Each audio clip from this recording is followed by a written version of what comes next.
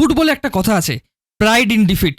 ইস্টবেঙ্গল কিন্তু আজকের ম্যাচে হারেনি, তারা ড্র করে, আমি বলবো তারা ড্র করে আজকের ম্যাচটা জিতে চলে গেল। হয়তো খাতা কলমে আমরা দেখবো ভাই ইস্টবেঙ্গল আজকে বেঙ্গালুরু এফসির এগেনস্টে 3-3 ড্র করেছে, কিন্তু আমার কাছে ভাই পার্সোনালি আমার কাছে ইস্টবেঙ্গলের জন্য এই ম্যাচটা একটা বড় জয়। এবং সাথে সাথে আইএসএল এর ইতিহাসে আমার মতে ভাই, এটা সম্পূর্ণ আমার পার্সোনাল ওপিনিয়ন, ইস্টবেঙ্গল কিন্তু তাদের সবথেকে সেরা ম্যাচটা তাদের এন্টায়ার আইএসএল হিস্ট্রিতে আজকে কিন্তু খেলে দিল এগেনস্ট বেঙ্গালুরু, ঘরের মাঠে সল্টলেক স্টেডিয়ামে, তাদের হোম ক্রাউডের সামনে। এই ম্যাচে কি ছিল না ভাই, ব্যাঙ্গার গোলস, আনোয়ার আলীর ব্যাক ভলি গোলস, সল ক্রেসপোর ভাই সেই দুর্দর্শ সেকেন্ড পোস্টে গোলার মতো গ্রাউন্ডেড শট, তার সাথে অবশ্যই মিগুয়েল ফিগারের রেড কার্ড, সব কিছুই ভাই আজকে আমি আলোচনা করব এই ভিডিওতে। যদি তোমাদের ভালো লাগে তাহলে অবশ্যই একটা লাইক করে দিও এবং চ্যানেলটাকে সাবস্ক্রাইব করতে কিন্তু বলো না। আজকে আমি এই ভিডিওতে কোনো রকম কোনো অ্যানালিসিস করব না, কোনো ব্রেকডাউন করব না, কোনো প্লেয়ারদের নিয়ে স্পেসিফিকলি কথা বলবো না, ঠিক আছে? আজকের এই ভিডিওতে শুধু আমি বলবো ভাই ইস্টবেঙ্গলের জেতার মেন্টালিটি। যখন একটা দল,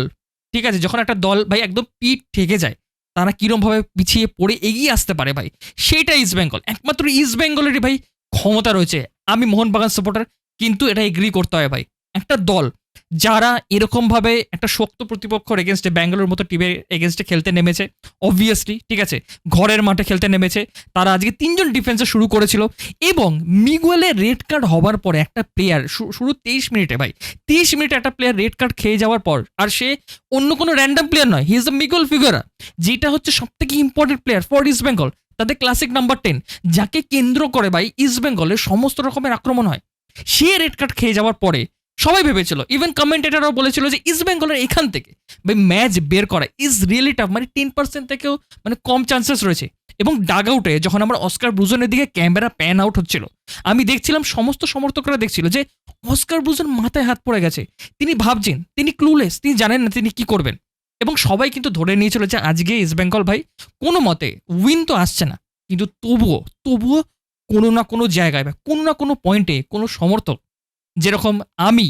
হয়তো ইস্টবেঙ্গলের সমর্থক নই, আমিও কিন্তু ভেবেছিলাম যে ইস্টবেঙ্গল কিন্তু কামব্যাক করতে পারে, আর যদি কামব্যাক করার ম্যাচ থাকতে পারে সেটা হচ্ছে আজকেই, টুডে ইজ দ্য ডে ভাই, যেখানে ইস্টবেঙ্গল কামব্যাক করবে। এবং সবাইকে ভাই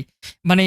অবাক হওয়ার হয়তো কিছু নয়, কিন্তু ইস্টবেঙ্গল ভাই আজকের ম্যাচটাকে 3-3 করে দিল, ঠিক আছে? দেখো শুরুর দিকে আজকের ম্যাচ যেরকমভাবে স্টার্ট হয়েছিল, ইস্টবেঙ্গল কিন্তু ভালো ফুটবল খেলছিল, মানে খেলাটা কিন্তু ওপেন হচ্ছিল, ব্যাঙ্গালুরু আক্রমণে আসছে, ইস্টবেঙ্গল আক্রমণও আসছে, বরঞ্চ ইস্টবেঙ্গল কিন্তু বেটার চান্সেস ক্রিয়েট করছিল, ঠিক আছে? আর শুরুতেই যেরকম আমি বলেছিলাম যে মিগুয়েল ফিগারা যদি তার নিজের ফুল পোটেনশিয়ালে ফুটবল খেলেন, তিনি যদি ভালো মতো ফুটবল মানে বিল্ড আপ করার চেষ্টা করেন, বল ছাড়ার চেষ্টা করেন, তিনি যদি বল পজিশন বেশি না রাখেন, তাহলে কিন্তু ইস্টবেঙ্গল দারুণ ফুটবল খেলবেন। এবং মিগুয়েল ফিগারা আজকে শুরু থেকে বা একদম মানে বোঝা যাচ্ছিল যে today is the Miguel day ভাই, মিগুয়েল আজকে কিছু আলাদা কিছু করবে। কিন্তু ভাই সারপ্রাইজিংলি বেঙ্গালুরু এফসি ভাই খেলার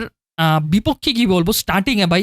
আশিক কুরুনিয়ারে একটা অসামান্য হিস্টোরিক গোল ভাই, এই আইএসএল এর আমরা কতগুলো এরকম গোল দেখে নিলাম, ব্যাঙ্গার গোল, ফার্স্ট লিস্টন কোলাসো, ঠিক আছে, তারপর হচ্ছে ভাই আশিক কুরুনিয়ানের গোল, সাহাল আব্দুল সামাদের আগের ম্যাচে গোল, মানে ফার্স্ট লিস্টন কোলাসো, তারপর সাহাল আব্দুল সামাদ, আজকে ভাই আশিক কুরুনিয়ানের, হোয়াট এ গোল ভাই, সেম লিস্টন কোলাসোর পজিশন থেকে ভাই সে গোলটা করলো, ওখানে পার্সুকান গিলের কিছু করার নেই। যদি আমাকে ভাই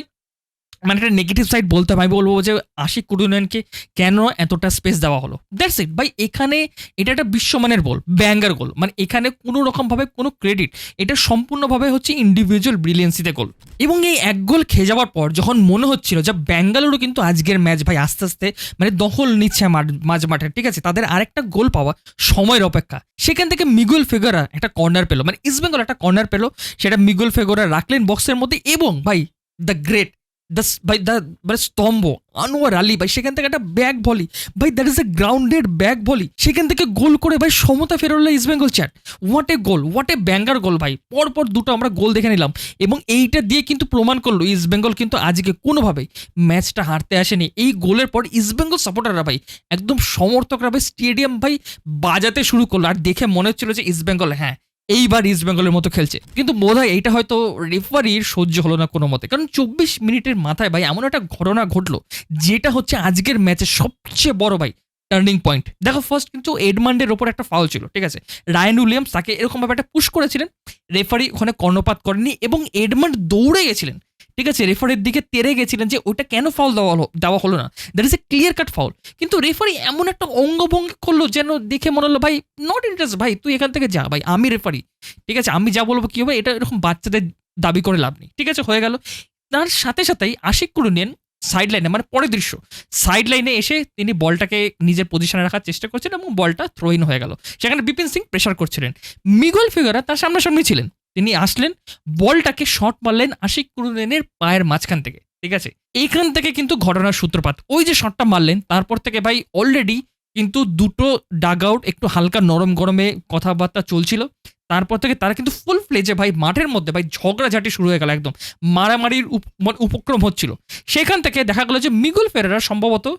একটা প্লেয়ারের, আমি সেখানে দেখে নিই কোন প্লেয়ারে ভাই একটা গায়ে বা গালে হালকা হাত রেখেছিল, দ্যাট ইজ কমপ্লিটলি নর্মাল ভাই, কারণ ওরকম একটা উত্তেজনার জায়গা ভাই এরকম প্লেয়ারদের মধ্যে হয়। কিন্তু রেফারি ভাই সব থেকে মানে অবাক করে দিয়ে মিগুয়েলকে ভাই আমিও এক্সপেক্ট করিনি, ডিরেক্ট রেড কার্ড শো করলো। দ্যাট ইজ কমপ্লিটলি ভাই মানে ডায়াবলিক্যাল ভাই, দ্যাট ইজ ডায়াবলিক্যাল ভাই, টু বি অনেস্ট ভাই। এরকম একটা ডিসিশন যেখানে একটা dangerous player, important player Miguel ফিগারাকে তুমি বিনা কারণে, হ্যাঁ অবশ্যই তুমি ইয়েলো কার্ড দেখাতে পারতে, ঠিক আছে তার দোষ ছিল, সে সেখান থেকে বল শট মারা উচিত হয়নি, কিন্তু সেই বলটা যে সে বলে শট মেরেছে, সে যদি পায়ে মারতো তাও তুমি রেড কার্ড দেখাতে পারতেই। কিন্তু সেইখান থেকে রেড কার্ড দেখানোটা that is a completely unnecessary decision ভাই, that is a very unfortunate. মানে রেফারি কি জন্য রেড কার্ড দেখালেন সেটা কিন্তু তিনি নিজেই জানেন। আর আমার মনে হয় এই বিষয়টা কিন্তু অবশ্যই তদন্ত করা উচিত। রেফারির ভাই আমি রেফারির স্ট্যান্ডার্ড নিয়ে ইন্ডিয়ান লেভেলে কিছু বলবো না, টু বি অনেস্ট ভাই, কারণ ব্যাপারটা হচ্ছে যে আমরা বছর আমি অনেক বছর ধরে ফুটবল দেখছি, ঠিক আছে মোটামুটি 15-16 বছর হয়ে গেছে ইন্ডিয়ান ফুটবল ফলো করছি। তো এই যে রেফারিং, ঠিক আছে সেটা তখনও যাচ্ছিল, এখনও সেম লেভেলে রয়ে গেছে, ঠিক আছে। শুধুমাত্র কি ইম্প্রুভ হয়েছে ভাই, তাদের শার্ট ইম্প্রুভ হয়েছে, ঠিক আছে তাদেরকে আরও একটু ভালো জিনিসপত্র দেওয়া হয়, কার্ড ভালো ভাই তাদের কাছে স্প্রেটে আছে, দ্যাটস ইট। বাট কিন্তু রেফারির মান ভাই সেম রয়ে গেছে, বরঞ্চ আরও বাজে হয়েছে। তো আমি ওইটাকে নিয়ে হয়তো আমরা যদি আজকে কথা তুলি, কালকে গিয়ে কিছু পাল্টে যাবে না, বরঞ্চ তাদের যে কমিটি আছে তাদের যে রেফারির যে কমিটি থাকে সেখান থেকে কি শাস্তি পাবে, কিচ্ছু পাবে না। আর আমরা অলরেডি কিন্তু এই আইএসএলে দেখে নিয়েছি যে এরকম কার্ড দেওয়ার পরে সেটাকে আবার রিভার্ট ব্যাক হচ্ছে, যেরকম স্যানচেজ ভাই, মানে এটা যেন ছেলে খেলা পরিণত হয়ে গেছে, একটা কার্ডের কোনো মূল্য নেই, রেফারি কেন কার্ড দিচ্ছে, কী জন্য দিচ্ছে, কোন মোমেন্টে দিচ্ছে, সেই সব নিয়ে কিন্তু বারবারই প্রশ্ন উঠছে। এবার যদি পরের কথা বলি যে মিগুয়েল তারপরে যে ঘটনাটা করলে, দেখো মিগুয়েল যে রেড কার্ডটা খেয়েছে সেটা আমি মানে পুরো ওয়াচ লঙ্গে বলে এসেছি যে দ্যাট ইজ ভাই একদম অন্যায় জিনিস। ওই রেড কার্ডটা একদমই ছিল না, ইয়েলো কার্ডটা প্রাপ্য ছিল, রেড কার্ডটা একদমই নয়, that is a completely wrong decision from referee. কিন্তু ওই রেড কার্ডটা খাওয়ার পর তিনি এমন একটা ঘটনা করলেন, সেখানে কিন্তু অবশ্যই তাকে ভাই মিগুয়েলকে নিয়ে কথা বলতে হবে। তিনি বলটা নিলেন, সপাটে শট মারলেন ভাই সাইড লাইনে যেখানে বসা ব্যাঙ্গালোর এফসি প্লেয়ারদের গায়ে, সেইটা কিন্তু তার করা একদমই উচিত হয়নি। এটা একদমই কিন্তু খেলোয়াড় সুলভ মনোভাব নয়, একজন প্রফেশনাল ফুটবলের এই জিনিসটা করা একদমই উচিত নয়। এবং সেখান থেকে যেটা আমি ভেবেছিলাম যে চলো ঠিক আছে আজকে ম্যাচ হয়ে যাওয়ার পর হয়তো ডিসিপ্লিনারি যারা বোর্ড রয়েছেন কার্ডটা হয়তো রিভার্ট ব্যাক হয়, ইয়েলো কার্ড হয়ে গেলেও হয়ে যেতে পারে, বাট এই যে ঘটনাটা তিনি করলেন সেটা কিন্তু আমার মনে হয় না, বরঞ্চ তার উপর কিন্তু ব্যান বসালেও ভাই অবাক হব না। এবং এটা তিনি ব্যান খাওয়ার মতনই কাজ করেছেন 2-3টা ম্যাচের জন্য ভাই। দেখো যেটা অন্যায় হয়েছে that is a red card, সেটা কিন্তু আমি বলবো। এবং যেটা মিগুয়েল ফিগারা অন্যায় করেছেন অ্যাজ এ প্লেয়ার সেটাও কিন্তু তোমাদেরকে কথা বলতে হবে। তো যাই হোক, রেড কার্ডের হওয়ার পরে কিন্তু ইস্ট বেঙ্গলের খেলাটা ভাই সেখান থেকে ভাঙতে শুরু করলো এবং বুঝতে পারলাম যে মনোবলটা ভেঙেছে, ঠিক আছে। অস্কার বুজন সাইড লাইনে মাথায় হাত দিয়ে বসে আছে, পুরো টিম স্তব্ধ হয়ে গেছে একজন প্লেয়ারের রেড কার্ড খাওয়ার পর এই ইম্পর্টেন্ট ম্যাচে, সেটা কিন্তু অবশ্যই আমরা গ্রাউন্ডেও দেখতে পাচ্ছিলাম। এবং তারপর থেকে কিন্তু ব্যাঙ্গালোরের আক্রমণের ধার কিন্তু বাড়তে থাকলো। আর যেটা আমি বলছিলাম যে গোল আসা হয়তো সময়ের অপেক্ষা ছিল, যদিও এই গোলটা নিয়ে আলোচনা করতে হবে ভাই। মানে কীরকমভাবে ইস্টবেঙ্গল গোল কনসিড করলো, ওখান থেকে একটা নির্বিষ ক্রস ছিল, সেই বলটা প্রস্তুকান গিলের ইজি ক্যাচ ছিল, মানে ইজি তার কালেক্ট করা উচিত ছিল। এবং সেটাকে তিনি কী করলেন, ব্লান্ডার করলেন এবং সামনে দৌড়ে রান করে আসা সুরেশ সিং ওয়াংজামের পায়ে কিন্তু বলটা পড়লো এবং সুরেশ কিন্তু ইজিলি পড়ে পাওয়া গোলের মতো বলটাকে জালে জড়িয়ে দিলেন। আর এই গোলের জন্য 110% দোষ হচ্ছে ভাই প্রফসুগান গিল। মানে প্রফসুগান গিলের কখন কি হয়, একসময় তিনি ভালো ফুটবল খেলছেন, এই ব্রেকের আগে অবধি তিনি ভালো ফুটবল খেলেছেন, এই ব্রেকের পর আসার মানে হঠাৎ করে তার মনে হয় তিনি যেন ফুটবল খেলতেই জানেন না। তিনি একজন ভাই শিক্ষানবিশ গোলকিপার, যেন যিনি ফার্স্ট ম্যাচ খেলছেন আইএসএল হয়ে ইস্ট বেঙ্গলের হয়ে। ভাই এই গোলটার জন্য কিন্তু মানে এইটা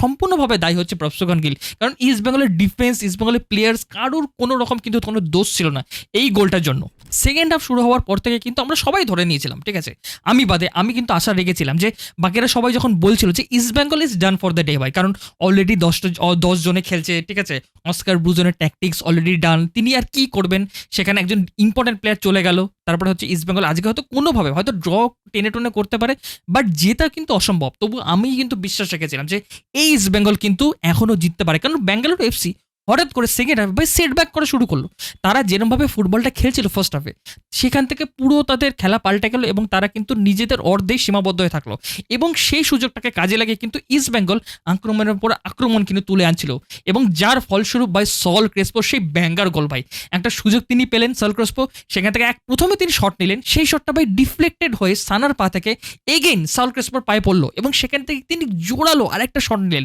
এবং সেকেন্ড পোস্টে একটা গড়ানো জোরে শট কিন্তু জালে জড়িয়ে গেল, এবং সেখান থেকে অনেকেই বলছিল ভাই গুরপ্রীত সিং সান্ধু কিন্তু সেভ করা উচিত ছিল। দেখো আমি অলওয়েজ বলেছি এরকম বল ভাই, এরকম গ্রাউন্ডেড একদম সেকেন্ড পোস্টে যে বলগুলো হয় না, সেগুলো সেভ করা খুব কষ্টকর হয়, আর যেখানে গুরপ্রীত সিং সান্ধু ভাই গ্রাউন্ডেড বলে he is not that very good, ঠিক আছে, একজন লম্বা গোলকিপারের এগুলো সেভ করা কিন্তু খুব মুশকিল, আর যদিও গুরপ্রীত সিং সান্ধুর জায়গায় অন্য কোনো গোলকিপারও থাকতো তার পক্ষেও কিন্তু এই বলটা সেভ করা খুবই মুশকিল হতো, এবং দ্যাট ইজ এ গ্রেট গোল এবং huge goal for east Bengal, কারণ এরপরে কিন্তু 2-2 হয়ে যাওয়া মানে স্কোর লাইন হয়ে যাওয়ার পর ইস্ট বেঙ্গল কিন্তু ঝাঁপিয়ে পড়ছিল ব্যাঙ্গালোরের ওপরে, কিন্তু 71 মিনিটে এগেইন ভাই প্রপসুকাল গিলের ভুলের জন্য রায়ান উইলিয়ামস কিন্তু বলটাকে জালে জড়িয়ে দিলেন, এবং ব্যাঙ্গালোর কিন্তু 3-2 গোলে এগিয়ে গেল, এবং সেখানেই মনে হয়েছিল যে দ্যাট ইজ ডান ভাই, শেষ মানে